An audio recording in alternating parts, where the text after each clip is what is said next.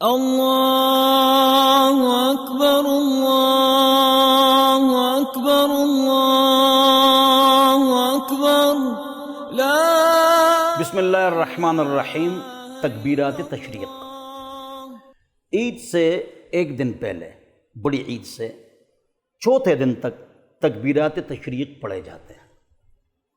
ایک بار، 3 بار نہیں، ایک بار واجب ہے، مرد کے لیے اور عورت کے لیے۔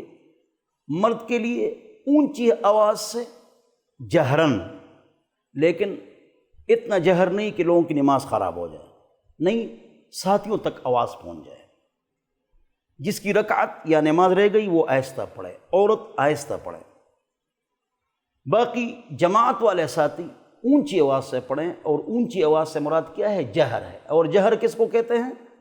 آپ کا ساتھی سن لے، مثلا اللہ اکبر، بس۔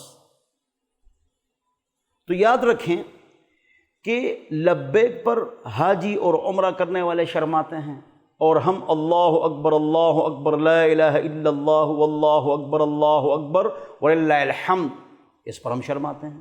گانے گنگناتے ہم نہیں شرماتے ہیں، تو ہم لبیک اور تکبیر پر کیوں شرمائیں؟ وَلِتُكَبِّرُوا اللَّهَ عَلَى مَا هَدَاكُمْ، اللہ اکبر، اللہ نے تمہیں ہدایت دی ہے، پڑھو اللہ اکبر، اس پر مت شرماؤ۔ چھوٹی عید میں راستہ تبدیل کر کے آنا جانا ہے مسجد عیدگاہ کی طرف، آہستہ آواز سے تکبیر پڑھنی ہے، اور بڑی عید میں اونچی آواز سے آپ تکبیر پڑھیں اور خوش رہیں، شرمائیں نہیں۔ اسی طرح لوگ کہتے ہیں اس دن روزہ ہے، بڑی عید کے دن روزہ رکھنا ہے، یہ الفاظ بدعت ہے، روزہ نہیں ہے۔ سنت طریقہ یہ ہے کہ جو قربانی کرے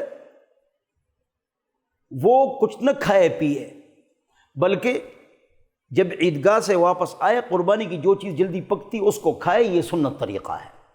جس کو شوگر ہے، تکلیف ہے، بھوک ہے، وہ کھا لے، کوئی گناہ کی بات نہیں ہے۔ چھوٹی عید میں جب آپ آئیں عیدگاہ کی طرف تو آپ میٹھی چیز کھائیں۔ حضور اکرم صلی اللہ علیہ وسلم تاک کھجور تناول فرماتے ہیں، اور غریبوں کو اپنے ساتھ شریک کریں، چھوٹی عید میں بھی بڑی عید میں بھی ان کو اپنے ساتھ شریک کریں، ان کا خیال کریں۔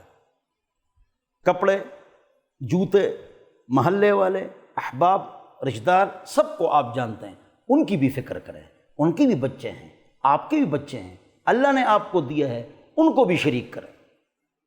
اور جب آپ قربانی کریں تو پڑھیں بسم اللہ اللہ اکبر، بسم اللہ اللہ اکبر۔ بھول گئے قربانی ہو گئی، قصداً کوئی چھوڑتا نہیں ہے، اس میں قربانی نہیں ہوتی، لیکن بھول گئے ہو جاتی ہے۔ بسم اللہ اللہ اکبر۔ بہرحال ہر کام سنت کے مطابق کر لیں اور سنت کے قریب رہیں۔ اللہ مجھے اور آپ کو عمل کی توفیق عطا فرمائے۔